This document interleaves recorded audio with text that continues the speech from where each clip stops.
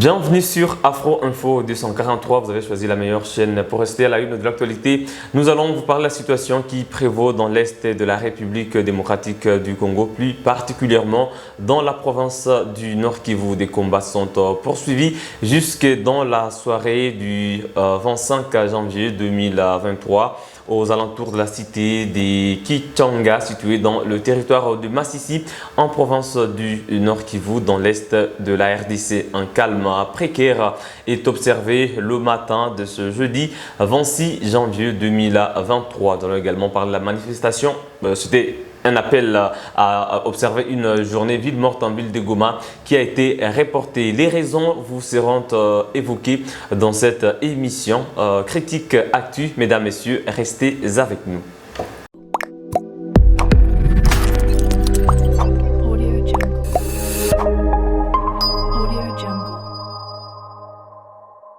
Encore une fois, bienvenue, c'est un plaisir de vous retrouver sur Afro Info 243 dans Critique Actu. Pour ce numéro, je reçois Monsieur Jacques Sinzaira qui est militant et activiste au sein du mouvement citoyen ou du collectif des mouvements citoyens Amka Congo. Bonjour Jacques, bienvenue. Bonjour monsieur le journaliste, bonjour aux téléspectateurs de Afro Info 243.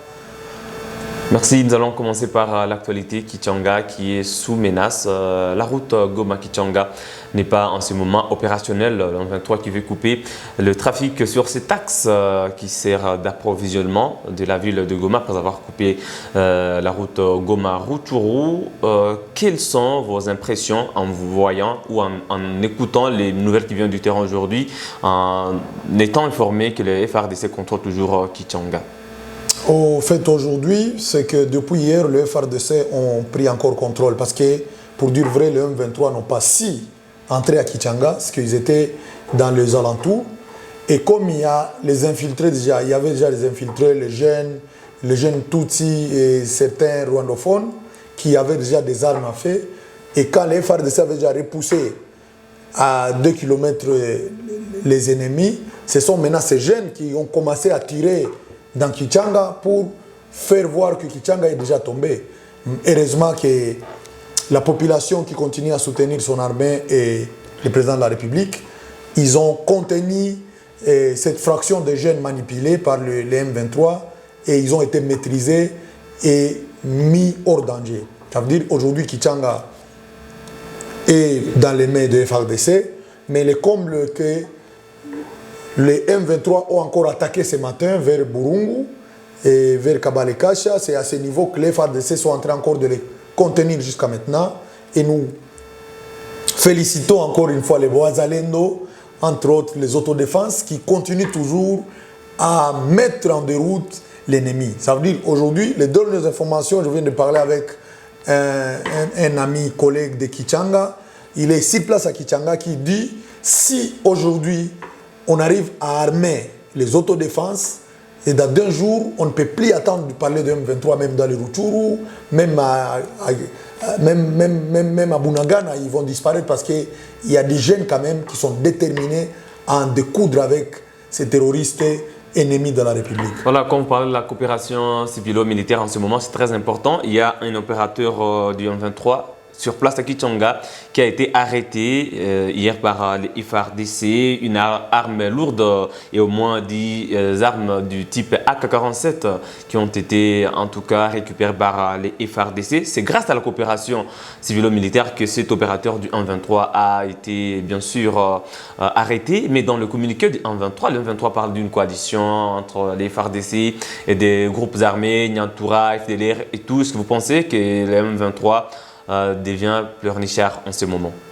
Bon, en fait, c'est que la population est vigilante et il y a certains comportements des officiers parce qu'aujourd'hui, ce mariage civilo-militaire est en cours et aujourd'hui, on félicite un peu certains généraux qui sont en train de voir que la guerre ne se gagne pas sans l'appui de la population. Parce qu'il y a des généraux qui comprennent ça et ils veulent intensifier cette coopération civilo-militaire. Nous n'allons pas passer sans féliciter les efforts du gouverneur militaire, malgré que l'état de siège a échoué, mais au moins il a la volonté. Ce qui a fait qu'il y a échec de l'état de siège, c'est beaucoup de choses qui ont entraîné. Mais au moins il a prouvé à ce qu'il ne doit pas trahir le Congo, il ne doit pas trahir sa base et il fournit beaucoup d'efforts pour que quand même cette coopération civilo-militaire puisse marcher et que la population se retrouve, malgré certains dérapages des militaires qui ne veulent pas comprendre qu'on est en guerre et qu'on doit faire tout pour renforcer la collaboration civilo-militaire. Donc, ce que le M23 qualifie de coalition, vous l'appelez évidemment, parce qu'aujourd'hui, il y a nos généraux, il y a nos autorités qui comprennent que le président lui-même l'avait dit, on appelle à une mobilisation générale de la population. C'est ce qui s'est fait à Kichanga, c'est ce qui s'est fait aujourd'hui dans les Kibirizi.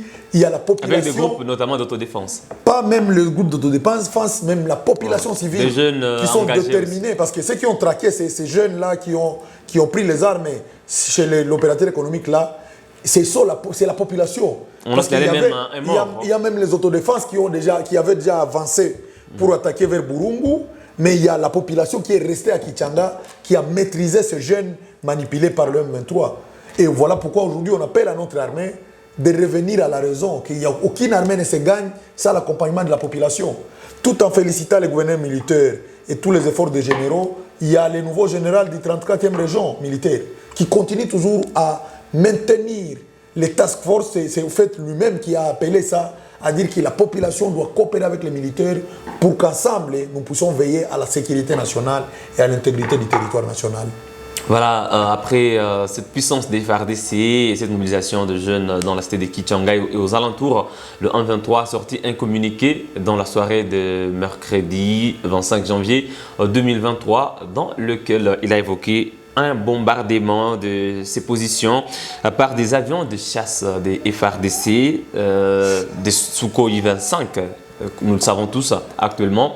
Est-ce que le M23 a ses droits aujourd'hui d'accuser les FARDC pendant que ce sont les terroristes qui ont été premiers à lancer des assauts sur des positions des FARDC? Vous savez, ils sont à débandade.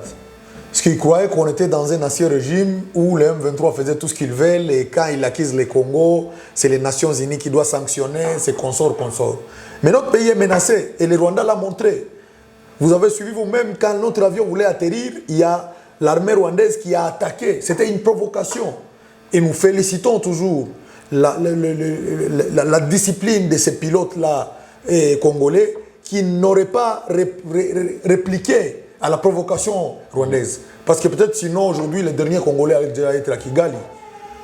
Peut-être que sinon, ça allait être maintenant une guerre civile entre le Rwanda et la RDC. Parce que, moi, je l'ai toujours dit, les M23 doivent comprendre que s'ils ont pris Goma en 2012, c'est parce que la population n'avait plus confiance à Kabila. La population avait déjà vomi le gouvernement de Kabila à l'époque. Et voilà pourquoi je reviens à dire aucune guerre ne se gagne sans l'appui de la population. Si aujourd'hui les M23 n'ont pas si entré à Goma, c'est parce que la population n'est pas d'accord avec eux. Même en Ndare Rutshuru, ils ont eu du mal à y entrer jusqu'à ce qu'ils ont utilisé l'argent à corrompre certains colonels, certains officiers. Mais la population était dans la vigilance, la population coopérait avec nos militaires jusqu'à ce qu'on a connu cette déception où certains de nos colonels ont pris l'argent pour céder les localités aux terroristes du M23. Ça veut dire que les M23, dans leurs rêves, même s'ils entraient à Goma, ils auraient une forte difficulté parce que la jeunesse pourra s'élever pour les barrer la route, pour les mettre hors d'état de nuire. Voilà, comme vous parlez toujours de cette coopération civilo-militaire, dans le communiqué du 1-23, il y a beaucoup plus d'accusations. Après cette résistance de la jeunesse, après cette puissance des FARDC, mais le 1-23 s'appuie sur la feuille de route de Luanda, des discussions de Nairobi entre les différents chefs d'État. Alors qu'il y a moins d'une semaine, c'est le M23 qui violait toujours cet appel à un cessez-le-feu. C'est le M23 qui attaquait toujours des positions des FARDC. C'est le M23 qui a commis des crimes à Kichiché d'une centaine de civils. Mais aujourd'hui, le M23 commence à accuser le gouvernement congolais et à citer même les Nations Unies et toute la communauté internationale dans son communiqué, dire que c'est le gouvernement congolais qui ne veut pas de cessez-le-feu. Comment vous avez analysé ce communiqué du M23? En fait, moi, je suis que les M23 sont dans les tâtonnements parce qu'il y a déjà une diplomatie agissante du président Tshisekedi qu'on félicite et qu'on continue à encourager à rester dans cette position-là. Et À ce stade, le M23, ils sont dans une violation grave du communiqué de Luanda, du communiqué de Dar es Salaam du 23 septembre récemment. Non, à Nairobi, il n'y a pas eu quand même... Oui, il y avait un communiqué du chef d'État de l'EAC. Il y a eu le 23 septembre 2022 un communiqué qui a fixé la date butoir au 15 janvier. À ce 15 janvier-là, les M23 devraient déjà quitter, selon le communiqué. Mais ils sont encore là jusqu'à toutes les positions occupées actuellement, aller occuper ces positions initiales de Sabinho. Oui.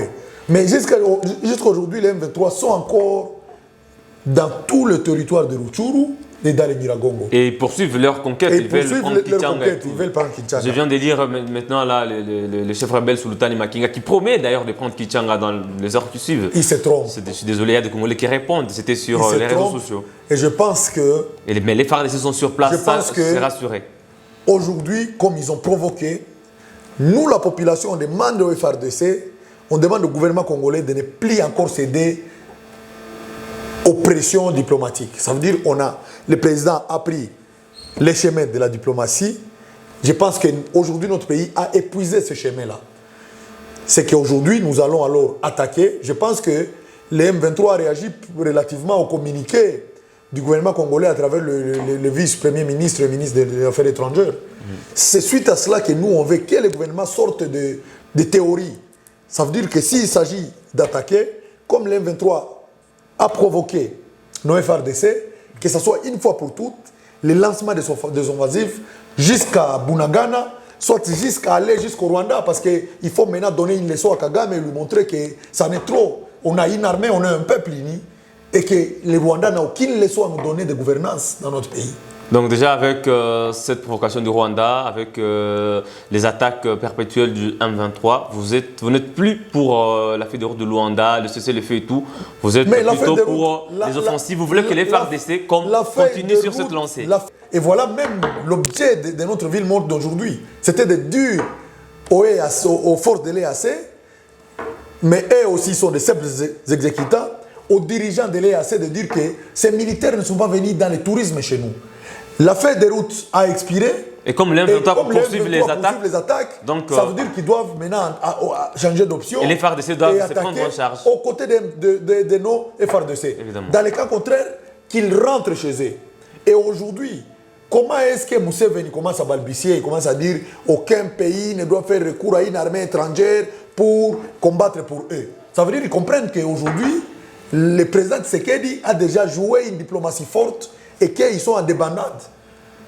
C'est à ce niveau-là que le peuple congolais comprend, alors que l'Ouganda qui commence à se prononcer compte tenu de la situation actuelle et qu'ils sont contenus. Parce que déjà, ils sont aujourd'hui à leur fin, parce qu'il y a le processus de Luanda qui a expiré, il y a le protocole de Dar es Salaam du 23 septembre 2022 qui a aussi expiré, qui était jusqu'au 15. C'est le délai, le processus est toujours en cours. Le processus n'a pas expiré. Mais aujourd'hui, quand est-ce qu'on attendra? Aussitôt que l'ennemi, lui, se prépare, il commence à nous attaquer et à commencer à chercher des boucs émissaires que les FARDC violent les processus avec la coalition formée. Mais on ne peut pas négocier avec les terroristes. Ce qui est là, notre gouvernement ne peut jamais négocier. Et puis aujourd'hui, même si on intégrait cette armée dans notre armée, ils vont travailler où? Parce qu'il y a les sang de nos frères de Rutshuru, de Kishiche, qui crieront vengeance. Même si aujourd'hui, Makenga, chef d'état-major, on l'envoie dans les Bas-Congo, il aura le même honte parce qu'aucune population ne lui fera confiance. Ça veut dire qu'aujourd'hui, ils doivent retourner soit au Rwanda, en Ouganda, pour vivre là-bas comme des citoyens rwandais, parce qu'ils ont répondu, ils ont servi l'intérêt rwandais. Voilà, Jacques Sinzaira, il était prévu une journée ville morte à Goma en cette date, donc en ce jour du 26 janvier 2023. Mais vous avez sorti un communiqué hier pour expliquer les reports de cette journée ville morte. Quelles sont les vraies raisons? Bon, en fait, la vraie raison, c'est par rapport d'abord à la situation sécuritaire dans notre pays et par rapport aux infiltrations. Pour nous, on s'est dit, lorsque Kichanga est infiltré, Kichanga qui est au moins à une cinquantaine de kilomètres de Goma, infiltré, par l'armée rwandaise, par les Tutsis. Des Tutsis, parce que là, il faut parler de toute la communauté. Non, je ne parle pas. On n'est pas blessé certaines sensibilités. Je ne parle pas parce qu'il y a une communauté. Il y a nos frères Tutsis au Congo, mais je parle des Rwandais, en fait. Évidemment. Quand on parle de Rwandais, on parle des originaires du Rwanda. Ils ont réussi à infiltrer Kichanga, qui est à une cinquantaine de kilomètres. Comment est-ce qu'ils ne pouvaient pas infiltrer Goma, qui est à 0 km? Suite à cela, et suite aux provocations que l'armée rwandaise a fait en attaquant notre Sukhoi 25 qui était dans les manœuvres d'atterrissage. Qui n'était pas même en opération. Nous l'avons dit encore hier dans une émission. Pour nous, on a demandé à la population de rester à la maison, de continuer les activités à la normale, et on repousse la ville morte à une date ultérieure. Et aussitôt que nous voyons qu'il y a déjà les déploiements de nos FARDC en cours, qui sont en train de continuer à attaquer, et que nous restons vigilants. Que la population soit vigilante suite aux attaques perpétrées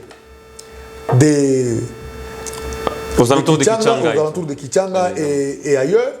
Et même il y a des affrontements aussi à Kishiche et à Bambo. Évidemment. C'est Bambo qui sont contrôlés par les M23 actuellement. Non, Kishiche est contrôlé par les FARDC, seulement Bambo. Selon nos dernières nouvelles, Kishiche aussi serré. Hier, jusqu'à 19h, c'était les FARDC qui étaient à Kishiche. Il y a eu des affrontements, bien sûr. Il y a eu des affrontements à Bambo la nuit, à 20h, je crois, on a perdu même c'est là qu'on a perdu Bambo, c'était hier à 19h. Ouais. Mais aujourd'hui, si on allait appeler la population une ville morte, et qui avait des infiltrés, parce que ville morte à Goma ne réussit pas sans barricade. Des fois, il y a des jeunes qui se lèvent, ils barricadent, commencent à beaucoup de déviations. Des déviations de bis. Ça pourrait créer d'autres tensions, vu que l'ennemi veut profiter de. Il n'est pas loin de la ville. C'est pour cela qu'on a appelé la population à la vigilance. Mais est-ce que vous dénoncez, parce que vous parlez des infiltrations, est-ce que vous, comme jeunes activistes, vous dénoncez certains cas d'infiltration? Évidemment, nous les dénonçons. Auprès des autorités compétentes? Oui, évidemment. C'est quand on demande, parce que, outre ces infiltrations, nous sommes en train de réclamer qu'on relève le général Abavan, parce qu'il clôt des mèches avec l'ennemi. Le commissaire de la police nationale congolaise. Les gens manifestent pacifiquement, mais tu te permets. On est dans une ville infiltrée, vous appelez, vous prenez une arme, vous, un général, vous commencez à tirer dans les manifestants pacifiques. Je dénonce aussi des bavures sur des journalistes. Voilà. C'est pour cela que notre ville morte d'aujourd'hui concernait à ce qu'on demande au président de la République de relever ce général qu'on qualifie de traître de M23 et qu'il soit mité. Mais vous n'avez pas de preuves pour de telles accusations? Non, les accusations, les preuves, c'est quoi? C'est quand tu sais que la ville est sous une alerte rouge. Mais tu viens, tu commences à tirer dans les manifestants pacifiques. Là où il y a des colonels, il y a des majors qui sont en train d'encadrer la manifestation. Notamment le commandant en ville. On n'est pas dans la jungle. J'avais vu une vidéo. Le général Abavan doit prendre en mesure que Mobutu est parti avec la dictature. Et que quand il s'agit de réprimer les manifestants, pas toi un général, qu'est-ce qu'il veut? C'est qu'il voulait faire entrer l'ennemi. Le commandant ville s'était adressé à vous personnellement. Qu'est-ce que vous avez dit de la manifestation? Le colonel nous disait qu'il n'a pas l'ordre qu'il y aura manifestation. Et nous, on lui a dit, il y a la Constitution qui nous donne le droit de manifester. Vous avez demandé de soutenir les FARDC d'une manière ou d'une autre. On l'a accepté. Pourquoi ne pas servir sur les drapeaux? On les soutient. Ouais. Vous ne savez pas, jour et nuit, des fois, nous passons nuit à la Belle Étoile, vers Mouja. Aujourd'hui, vous voyez ce qui se passe dans notre pays. C'est parce qu'il y a d'abord un complot national. Et le premier complice de l'ennemi, c'est le général Abavan. Comment est-ce que tu peux être violent vis-à-vis des journalistes, vis-à-vis des manifestants pacifiques qui ne réclament que la paix à l'est du pays? Et si on ne relève pas le général Abavan dans notre province, ça veut dire que la complicité est jusqu'à Kinshasa. On ne veut pas être géré par défi. Un général de la police qui ne connaît pas la mission de la police, ce n'est pas un général, c'est un rebelle. Et la trahison n'est pas seulement au niveau des cabinets de la présidence, au sein de l'armée, de la police, comme il y a la preuve avec le général Abavan. Comment est-ce que les manifestants sont en train de manifester pacifiquement et toi tu viens à balles réelles, tu tires dans les manifestants, tu les jettes de gaz lacrymogène? Mais il n'y avait pas de blessés quand même, Jacques. J'étais blessé moi-même. Je suis blessé jusqu'aujourd'hui ici. Tu vois, il y a les gonflements du sang. Et c'est le général Abavan qui m'avait fait ça. Et tout ça, c'est parce qu'il y a certains généraux qui sont là au service du Rwanda, qui veulent sucer le sang de nos frères au détriment de richesses illicites. Voilà, Monsieur Jacques, moi j'ai salué votre courage et engagement, surtout dans votre communiqué des reports de cette journée ville morte, parce que il y a de cela de 48 heures, un avion de chasse de la RDC a été visé et abattu. En tout cas, je ne dirais pas abattu parce que l'ennemi a échoué, mais c'était visé par l'armée rwandaise. Et dans votre activité, peut-être de jeunes pourraient devenir violents et aller avancer encore jusqu'à la petite barrière ou à la grande barrière, comme on l'a vécu dans des jours passés à Goma, chef de la province du Nord Kivu. Je pense que c'est l'une des raisons, parce que cette tension qui était encore, les sangs chauds qui étaient encore au sein de l'opinion, vu ce qui s'est passé à Birere, dans un centre commercial, quand l'avion voulait atterrir. Est-ce que vous pensez que prochainement, s'il y a des manifestations, il n'y aura plus des dérapages du côté des manifestants, parce que vous dénoncez ce qui se passe du côté de la police, mais parmi les manifestants, il y a aussi des dérapages, des troubles à l'ordre public. Tout ce qui vient comme dérapage, des barricades, tout ce qui vient comme dérapage, c'est à cause des policiers comme le général Abavan. Et quand vous mettez des pierres sur la macadam aussi. Ça vient quand? C'est quand on a fait déjà des manifestations pacifiques dispersées par ces généraux-là mal intentionnés. Et on ne sait pas dans quelle école de la police il a fait ses études. Mais vous savez que la manifestation doit être autorisée par l'hôtel de ville. Non, c'est faux. Nous avons une constitution. Quand l'hôtel de ville n'a pas autorisé la manifestation. La constitution parle d'information. Nous informons le maire de la ville, il prend des dispositions sécuritaires. C'est là où il se limite. Le maire n'a pas le droit d'annuler une manifestation. Jacques, j'étais avec vous quand vous aviez manifesté, quand vous êtes parti au consulat, je ne sais pas, britannique, à l'Institut français. C'était une manifestation autorisée et bien encadrée par la police. Il n'y a pas question d'autorisation. Mais c'était bien encadré par la police. Et il n'y avait pas de dérapage. Et les messages étaient passés. Le message était passé sans problème. On n'avait pas discuté avec eux au préalable. Oui. Mais néanmoins, quand on manifeste des qui ici, on est avec des colonels, des officiers qui sécurisent la marche. On arrive au rond-point Stigo. Un fameux général vient mal intentionné, il demande à ce qu'on disperse les manifestants pacifiques. Qu'est-ce qu'il a à gagner dedans? La fois dernière, on avait tout discuté, parce que pour le gouvernement congolais, il ne fallait pas aller au gouvernorat parce que c'est à côté de la base de l'EAC. Et ils avaient peur que les manifestants allaient s'acharner contre la base de militaires de l'Est Africa Community. Le colonel a appelé... Le quartier général qui est situé non loin le colonel a appelé. Il a appelé le maire, le maire dit, moi j'ai dit qu'ils viennent me déposer le mémorandum à la mairie.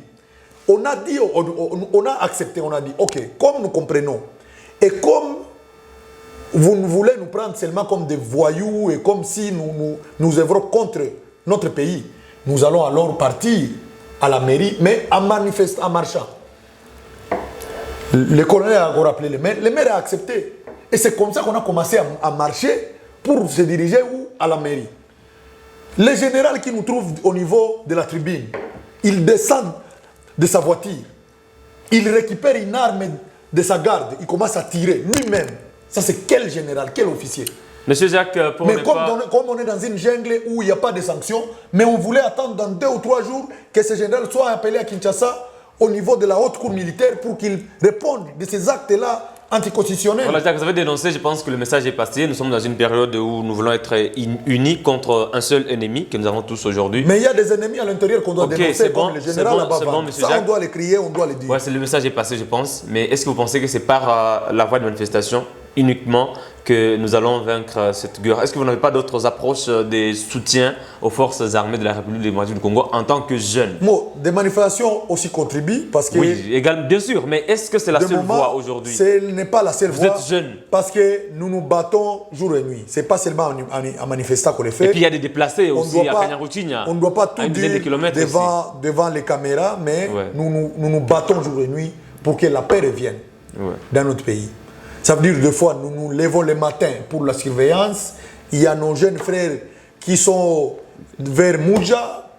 On les accompagne. Il y a aussi des activistes qui partent donner des assistances aux Évidemment, on le fait chaque fois. Nous faisons des sensibilisations dans les camps de déplacés pour éviter les infiltrations. Évidemment. Tout ça, ce sont des actions que nous faisons au-delà même de manifester. Ce que seulement on demande aux autorités, c'est de nous écouter. Nous œuvrons pour notre pays et on veut que notre pays change. On ne veut pas que notre pays soit toujours... parce qu'il y a beaucoup de choses qui ne marchent pas. La mauvaise gouvernance est à la base qu'un petit pays comme le Rwanda se donne l'audace. Je te donne un exemple. Quand toi, un directeur de la 2GM, tu vois les textes du pays que toi-même tu violes, un document CPGL que la loi demande à ce qu'on le vende à 10 $, mais toi tu viens, tu imposes 10 $ plus 3 000 francs. Et quand ce mal continue, c'est ce qui laisse à ce que des petits pays comme le Rwanda veulent saboter notre pays. Comment est-ce qu'on ne veut pas travailler pour l'intérêt du Congo, mais pour les intérêts individuels? Alors Jacques, un dernier message à toute la jeunesse du Nord Kivu, de la RDC, parce que les soutiens viennent de partout, de Kinshasa, de Lubumbashi, de Kisangani, surtout aux jeunes de Kichanga, actuellement sous menace du 1-23. Nous appelons toute la jeunesse du Nord Kivu, de Kichanga, à la vigilance et à surveiller les mouvements de chaque population. Nous devons tous nous surveiller. La situation de Beni hier, où une bombe a explosé vers ma campagne, nous devons aussi être vigilants à Butembo comme à Goma. Tout mouvement suspect, nous devons alerter les services de sécurité et les autorités militaires en place pour que cela ne nous arrive pas à Goma comme à Kichanga, comme partout dans les Massissi, même à Bukavu. L'ennemi veut nous déstabiliser, il veut créer des psychoses dans la population. Levons-nous comme un seul homme, on ne libère pas un peuple se libère. La patrie ou la mort, ensemble, nous vaincrons. Voilà, un message également aux déplacés qui viennent de s'ajouter à ceux de Kanyaruchinya, parce que les populations qui ont quitté les alentours de Kichanga sont dirigées vers Mweso, Muhongozi, Kashuga, d'autres vers Sake. Bon, je pense que la population qui se sont dirigées vers Mweso, ils commencent déjà à retourner dans le ménage habituel parce que la situation est sous contrôle à Kichanga. Et nous pensons que ce que la population est en train de faire, de résister, de ne pas fuir, ça aide à ce que les rebelles ne puissent pas trouver le courage d'entrer dans des localités comme Kichanga. Parce qu'aujourd'hui, la population doit être sereine et faire confiance à notre armée. Bientôt là, le mal sera éradiqué et l'ennemi sera chassé jusqu'à là où il était venu. Merci beaucoup, M. Jacques Tindera. Nous saluons également l'aide humanitaire du gouvernement congolais apportée aux déplacés de Kanyaruchinya et nous encourageons toutes les personnes de bonne volonté à vraiment être toujours là pour se déplacer, qui n'ont pas parfois à manger, qui n'ont pas même où dormir. C'est très très important. M. Jacques Tindera, j'appelle que vous êtes activiste œuvrant dans la partie est de la République démocratique du Congo pour le compte du collectif du mouvement citoyen AMCA Congo. C'était un plaisir de vous recevoir. Nous vous remercions, tous les téléspectateurs de Afro 243. Merci beaucoup. C'était un plaisir d'être avec vous dans Critique Actu sur Afro Info 243. Nous allons vous donner le programme de cette émission pour chaque semaine, tous les jours. Donc, ça sera chaque lundi, mercredi et vendredi, Critique Actu. Vous allez nous retrouver aussi dans les grands dossiers chaque mardi, jeudi et samedi. Et d'autres programmes sur Afro Info 243 vous seront toujours communiqués. Restez fidèles à votre chaîne de prédilection, Afro Info 243. N'oubliez pas de vous abonner si vous êtes nouveau. Il suffit de cliquer sur s'abonner, ouvrir la cloche des notifications pour rester en alerte de toute l'actualité en République démocratique du Congo. Laissez-nous en jamais partager la vidéo. On se fixe un nouveau rendez-vous d'actualité. À très bientôt.